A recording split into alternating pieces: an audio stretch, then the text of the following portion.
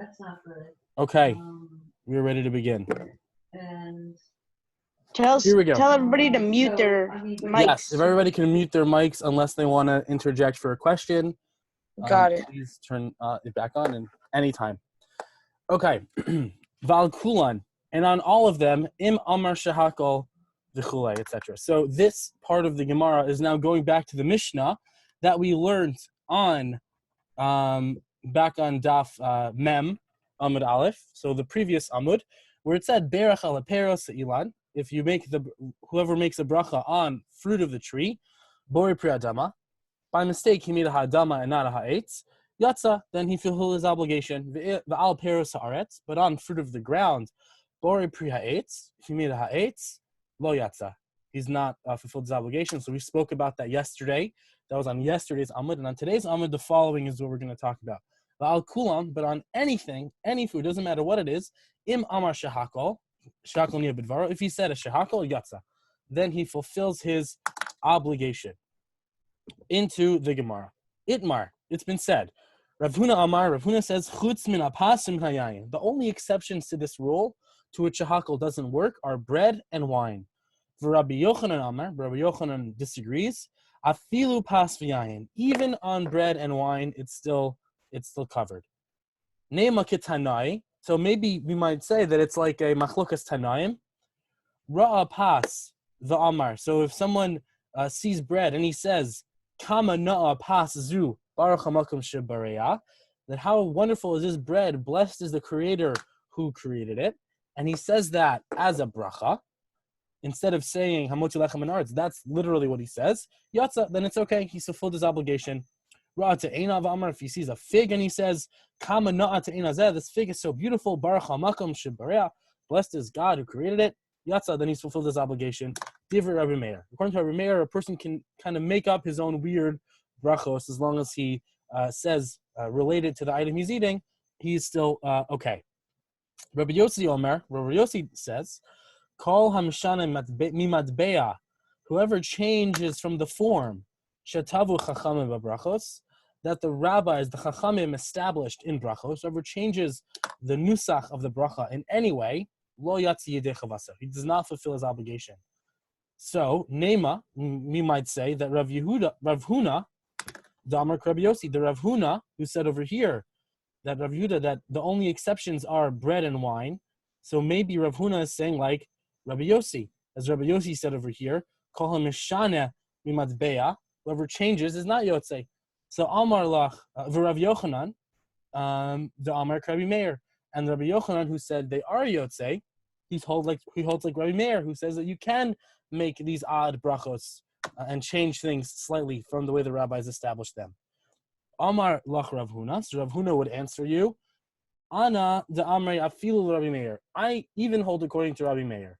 So how can I make my opinion that shahakol on bread is not yotzei? How does that fit with Rabbi Meir? Because ad kan lo ka'amar Rabbi Meir Hassan. Because Rabbi Meir didn't say that much in this case. Ela hecha dekam midaber, but that which he said, shmei de pas, because the name of pas is mentioned. So in other words, if someone says a shahakol niya b'dvaro on bread, since he did not say the word pas, he did not mention bread specifically, he's not yotzei. Aval hecha de lo kam midaber shmei de pas, but whoever does not mention the name of the food that he's actually eating, afilu Rabbi Meir moda. Even Rabbi Meir would agree that's too much of a change, and that kind of bracha would not be effective on that food. Rabbi Yochanan Amar Lach, Rabbi Yochanan would tell you, Ana da Amri, that whatever I said, afilu Rabbi Yossi, even can fit with what Rabbi Yossi said. Ad kan lo kamar Rabbi Yossi asim, because Rabbi Yossi did not say that much as you're assuming he said. Ela mishum de kamar bracha the takinu rabbanan, because he held that he was talking about a bracha that was not instituted by the rabbanim. Aval amar shachal nebvaro de takinu rabbanan, but if he said a shahakol, which the rabbis, they made that bracha, they didn't make it for bread, but they did write that bracha. Afilu Rabbi Yossi moda. Even Rabbi Yossi would agree that on bread it would be acceptable. Binyaman Ra'aya, that Binyamin, who was a shepherd, Karach Rifta, he broke bread, or he made some bread for himself. The Amar, and he said, Brich Marei the high pita. Blessed is the master of this bread. Amar Rav, so Rav said, Yatsa, that bracha was acceptable. The Amar Rav, but now we have a problem, because Rav said something else that seems to contradict this. Didn't Rav say elsewhere, Kol bracha she'im b'haskaras Hashem eno bracha? That any bracha that does not mention God's name is not a fulfilled bracha. So really, the Amar, Brich Rachmana Marei Dahai Pita. He said, blessed is Rachmana, the master of this bread. And Rachmana is the name of Hashem. Rachamim, the merciful one. Person has a question. Yes, Harrison. Okay, why are we just like mentioning some person named Binyamin the shepherd? Like, isn't that kind of random? Or does he appear in like, this doesn't make sense. Like, usually, I don't know. Like, they usually mention like Tanaim or like Amoraim or like generals or kings or whatever, what they would do. And why are they like bringing this guy? Interesting question. It does not look like Rashi talks about it. I guess it was someone that they knew. It was someone that they interacted with, and it was someone who knew Berakhos, who was familiar with Berakhos. But it is kind of strange. I do agree with you. Although occasionally the Gemara will bring in stories about people who we don't hear of otherwise. And later I'll look into this. But thank you. That's a very good question. Okay. So the Gemara goes on to say in this question on this story, V'haba inan shalosh brachos. But you need to say 3 brachos. So clearly here we're talking about this person, Binyamin the shepherd. He made the after bracha in that form. But doesn't he need 3 brachos? So my Yetze Dekamar Rav Nami. So what did Rav mean when he said he was Yotze? Yotze Yedei Bracha Rishona. He fulfilled his obligation of the first blessing of benching. But really he had to say 2 more. But the first bracha, he kind of made up his own bracha, and that was enough to fulfill his obligation. So my Kamash Milan, what additional idea did Rav teach us by telling us this? Even if you say it in another language, not in Hebrew, tinyana, then even if you said it in another language, you are yotze, you're chiyuv of benching. But really, that didn't teach us anything new either, because why? Tinyana, we have that in another Mishnah. This is a Mishnah, the first Mishnah in Perek Zayin of Sota. The Elu ne'emar michol asher. These are the following things that can be said in any language. Parsha Sota, the Parsha of Sota, that a woman who is accused of her husband of secluding herself with a man has to say in the Beis HaMikdash. Any language is acceptable for that. Vidu ma'aser, a confession over meiser. Once every 3 years, the way the Jews ran their system was they had a 7-year cycle. And the first 3 years, the first 2 of those 3, they would give meiser sheni, which means they would take from their food, bring it to Yerushalayim and eat it there. And in the 3rd year, they would give meiser ani. They would give food to poor people. And then at the end of the 3rd year, just like in America, we have tax day on April 15th. In ancient Israel, their tax day was on Nisan 15. On Pesach, the first day of Pesach, they would do vidu meiser. They would confess over the meiser that they gave it to all the right places. And that can be said in any language. It does not have to be said only in Hebrew. But Kriya Shema, someone can say Kriya Shema in any other language.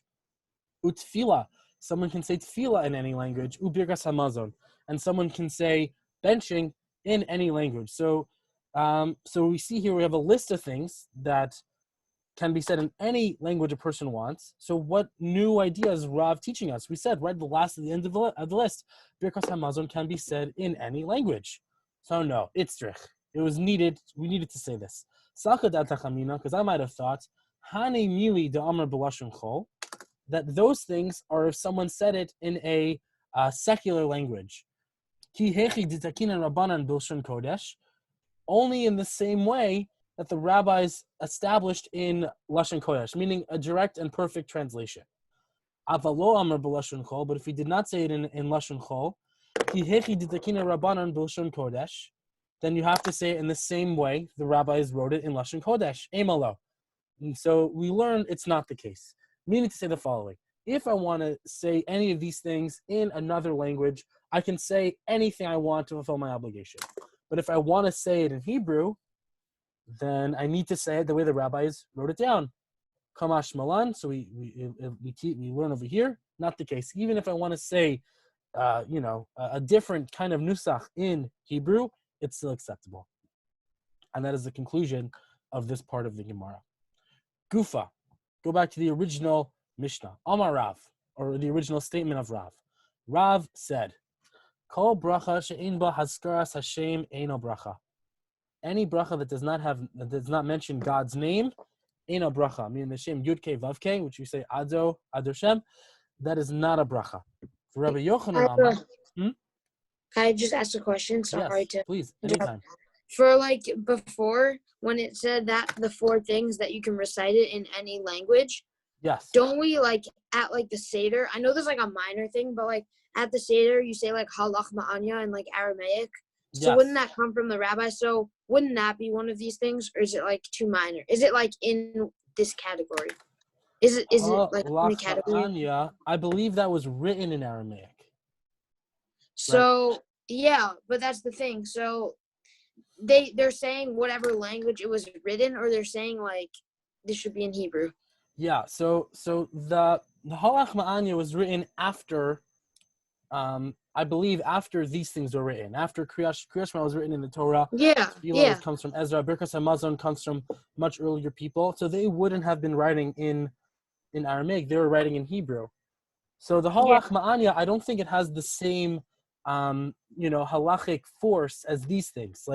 These things are things that are very important. They're mentioned in the Torah itself. They're mitzvos de'oraisa. So Sota, Vidui Meiser, Kriyat Shema, Tefillah, and Berakhos Hamazon, these are mitzvos de'oraisa. Halach Ma'anya is more just a part of the Seder. If you skipped it entirely, I think you'd even be fine doing that. It's not an integral part of Pesach. So why didn't they write it in Hebrew? That just would have been more better. Yeah, I think it's because they were writing it for people who mostly spoke Aramaic. So just like today, someone might write something in English for, an English-speaking audience, or the Rambam would write books in Arabic for an Arabic-speaking audience. They wrote Aramaic for Aramaic-speaking audience. Okay. Yeah? Okay. Yeah. So Rav held that any bracha that did not mention Hashem's name is not a bracha. Rabbi Yochanan said, he adds an additional halacha, called bracha she'ein ba malchus eina bracha. Any bracha without malchus is not a bracha. Like we say in our bracha, bracha Hashem Elokeinu melech haolam, king of the world. Any bracha that doesn't mention something like that, where we acknowledge God's kingship, is not a bracha. Amar Abaya. So Abaya said, Kavase de Rav Mistavra. The opinion of Rav makes much more sense to me. Tanya, because we learned in a brisa, Lo avarti mitzvosecha velo shachachti. I did not forget this mitzvah. I was not over. I did not transgress this mitzvah, and I haven't forgotten it. This is from the psukim that we have to say on Vidui Meiser, right here. So what does this pasuk mean? Lo avarti milvarecha. I did not. Lo avarti. I have not transgressed milvarecha from making the bracha. Velo shachachti, and I have not forgotten milahaskir shimcha alav, from mentioning your name in it. The ilu malchus lo katani. But this pasuk never implied anything about malchus. Rabbi Yochanan Tani, he would teach it in the following way: V'lo shachachti, I did not forget milahaskir shimcha, from mentioning your name. U malchus cha'alav, and your kingship is mentioned along with it, or it's implied within the same pasuk. And that's the way these two, Abaya and Rabbi Yochanan, would differ in interpreting that pasuk. That far was the Mishnah we were just doing from the previous Amud. Now we go into the next Mishnah in the Gemara. Ba'al davar she'ein gidulo min haaretz, on anything that does not grow from the ground. Omer shakol niyabadvaro, you should make a shahakol on it. Ala chometz, on vinegar, val novlos, and on novlos, which we will discuss later in the Gemara, what exactly novlos are. The al hagovai, and on grasshoppers.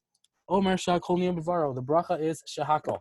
Rav Yehuda says, kol shehu min klala, anything which has a curse attached to it, ein mevarchen alav. And min klala is kind of an interesting category, and we're going to discuss a little bit later what exactly is implied by min klala. Hayu lefan of minim harbe. If someone had many types of food in front of him, Rabbi Yehuda Omer, Rabbi Yehuda held, Im yesh beinehen min shiva, if there was one of the Sheva species, Sheva minim, that Eretz Yisrael is blessed by, which were pomegranates, wheat, barley, and 5 other things, Alav hu mevarich. Those are the ones that take precedence in getting the bracha. The Chachamim disagreed. Mevarich al eza mehen sheyirtzeh. He can make a blessing on anything that he wants. So the ikar machlokas here is that Rabbi Yehuda held that the Sheva Minim is what's more important, but the Chachamim held that what you enjoy personally is more important in making brachos. Into the Gemara. Tana Rabbanan, our rabbis taught, al davar she'en gidulam min haaretz, on something that does not grow from the ground, kigon, for example, basar behemos, the meat of animals, chayos ve'ofos ve'dagim, of cattle, of birds, of fish, Omar Shakol Niyabidvaro, you should make a shahakol. Al Hachalav al Abeitzim al Gvina, on milk, eggs, and cheese, Omar Shahakol. You say a shahakol. Al Hapas She'ipsa, on moldy bread, Al Hayayin Shehikrim, and on old disgusting wine, Val Hatavshil She'avar Turaso, and on any food that literally what this means is it passed its image, or it's beyond its form, meaning it got spoiled. Omer Shahakol. On any kinds of these foods, we say shahakol. Al hamelach, on salt, al zamis, on salt water, val kamehin, on truffles, upichios, on mushrooms, omer shahakol. Now, this is a little bit troubling in the Gemara because kamehin and pichios, truffles and mushrooms, are things that seem to grow in the ground. In fact, what a truffle is are these kinds of vegetables, not really vegetables, but they're, I don't know the exact word for it, but they grow in a similar way to mushrooms. So the question is, is that considered something that doesn't grow from the ground? It clearly needs the ground to grow. So the Gemara asks this exact question. Does this mean that that truffles and mushrooms don't grow from the ground? Vatanya, what we learned in the Brisa, Hanoder miperos haaretz, if somebody takes a shvua that he's gonna not eat any fruits of the ground, aser beperos haaretz, he can't eat any fruits of the ground. Umuter bekmehen upichos, but he can eat truffles and mushrooms. V'im amar kol gidulei karka alai, but if he says all that grow from the karka, from the earth, that I'm taking a shvua not to eat any of those things, aser af kmehen upichos, then it's aser for him to even eat truffles and mushrooms. Amar Abaya. So Abaya says, Mirba Rabu Ma'ara. They do grow from the ground. Minki lo yanki Ma'ara. But they don't have yanak. Literally means like a baby who's drinking from its mother's milk. So minki lo yanki Ma'ara. They don't literally take the nutrients from the ground itself. Vaha al davar she'en gidulim min haaretz ketani. But did the Mishnah say that the halacha applies to something that doesn't grow from the ground? No. Tini al davar she'en yonik min haaretz. Really, the Mishnah meant to imply anything that doesn't draw sustenance from the ground. That's what the Gemara means. That's what the Mishnah means when it says something that doesn't grow from the ground, and therefore it is meant to exclude mushrooms and truffles from this halacha. Last piece, I'm just going to take us all the way to the next Amud. Only a few more lines. Holding tight there, guys. Val ha-novlos and non-novlos. So what are novlos? That's the question of the Gemara. My novlos. What are novlos? Rabbi Zera, Rav Ilai. They both, these two rabbis, these two Amoraim, Chad Amar, one of them said, and we're not sure which one, Boshle Kamra. They are dates that are scorched by the sun. Chad Amar Tamre Dezika.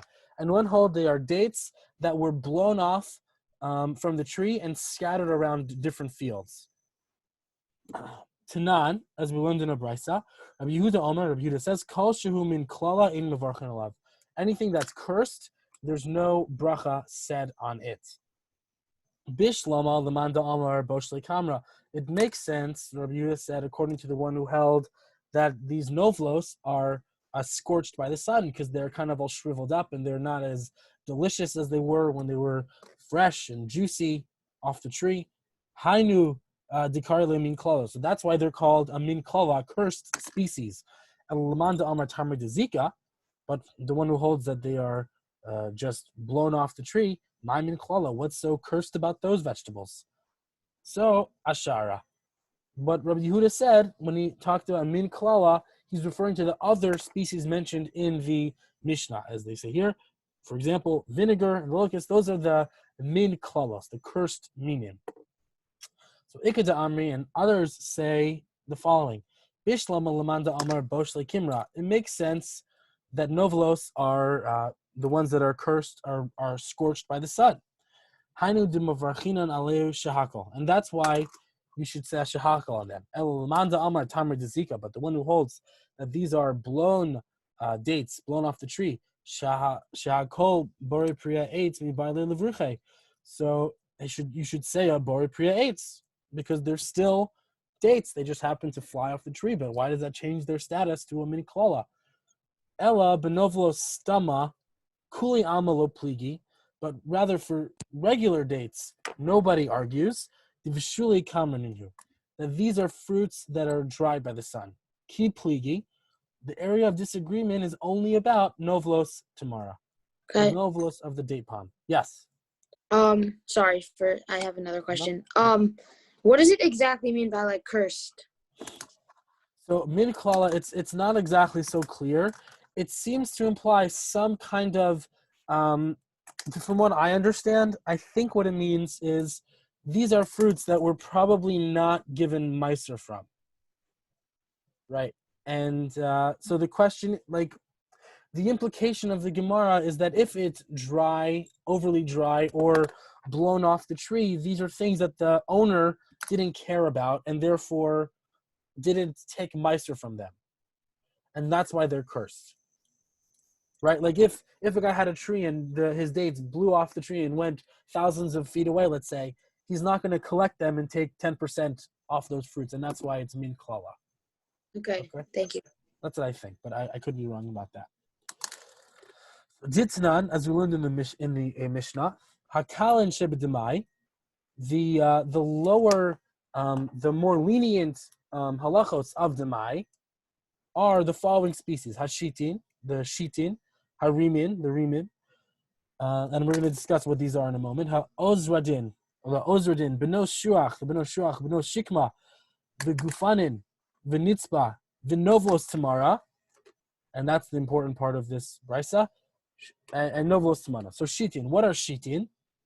Amar Rabba Bar Bar Chana Amar Rav Yochanan. Min te'enim. It's a type of date, a type of fig. Rimin. So what are rimin? Kandi. It's kandi, and what that is, I have no idea. But we're telling you. I know it says. I have an article what it means. What does it say? Kande. It says that it's like lotus, which is a date-like fruit. Okay. Lotus. Yeah. Great. Yeah, it makes sense that these are all kind of related. Figs, dates, these kinds of things are all in the same fruit family. Okay, thank you, Harrison. If you need help with the explanations, I got the art scroll, so I'll just, if you want, I'll tell you what, like, the art scroll. Sometimes, like, when I get that. Okay, whatever. Uzardin. So what are uzardin? Tulshe. They say they're crab apples, okay? Beno shuach. Amar Rabba Bar Bar Chuna. Amar Rabbi Yochanan. Te'ene chivarta. These are white figs, and these white figs are considered very, very, very special.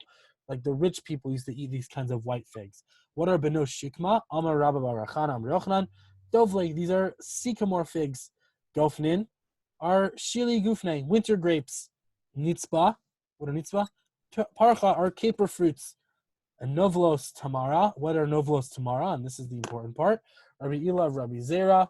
These two Amoraim, Chad Amar, one of them said, Boshle Kamara, they're dates that are dried by the sun. The Chad Amar Tamar Dizika. And one said they're dates that are blown away by the wind.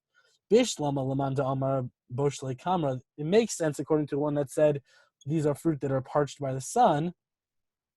And that's why we taught that the demai is not as strict for them. Demai, by the way, I should have explained this before. I'm sorry. Demai is fruit where we're not sure if the owner separated meiser from it or not. It's someone who kind of isn't such a Talmud Chacham, and maybe he separated meiser, maybe he didn't. And when we buy fruit from him, it's considered demai. And sometimes we have to separate meiser, sometimes we don't. Sfikan hu depater. But if there's a doubt regarding them, it's you're patur from giving meiser. Havadaan chayav. But when you're certain about that meiser wasn't given for them, chayav, you're chayav to bring meiser. Ella l'manda amat tamri dezika vadaan chayav. But according to the one that says that they are the tamri dezika, dates that were blown away from the tree, certainly they are chayav. Hefker and inhu, they are hefker, and we know that fruit that's hefker, you never have to give meiser from. So what are you talking about? We know that no meiser was taken. Yeah, of course not. They're hefker, and no meiser is needed from them at all. So hacha b'ma'askinan, what are we talking about here? Sh'asa'an goren, that when someone made a mountain or a storehouse of these kinds of dates, Tamar Rav Yitzchak Amar Yochanan Mishum Rabbi Elazar Bar Yaakov, this chain of Mesorah, 3 Amoraim, one next to another, Haleket v'ashikcha v'apeya sh'asa'an goren, that if someone took leket, which is the stalks that a person drops in this field, has to leave for poor people, v'ashikcha, and whole bundles that he forgets in his field, also you have to leave for poor people, v'apeya, and the corner of the field, that according to the Torah, again, the owner of the field has to leave for poor people. Sha'asa'an goren, if he made a storehouse, a poor person collected these and put them into a storehouse, hukba'u l'ma'aser, they're needed to give meiser from, even though they are things that technically are ownerless, that any poor person can come in and take. If a person gathered them and stored them, and now he owns them, he has to give meiser on them. So ikeda amre, some people say bishlama l'man da amar tamar dezika, that it makes sense according to the person who held that these are blown figs that flew off the tree. Hainu dahachi karele novlos stama. But here, the Mishnah is calling them stam novlos, stam dates. The hasam karele tamara, and over there it calls them the dates of a palm tree. Elo l'man da amar koshle kamara nisne, but according to the one who holds that these are sun-scorched dates, and that's what he holds the Mishnah is talking about, idi v'idi novlos tamara. In both places, the Mishnah should have said novlos tamara. O idi v'idi novlos stama, or in both places he should have said stam novlos. So really, the Mishnah should have been more consistent.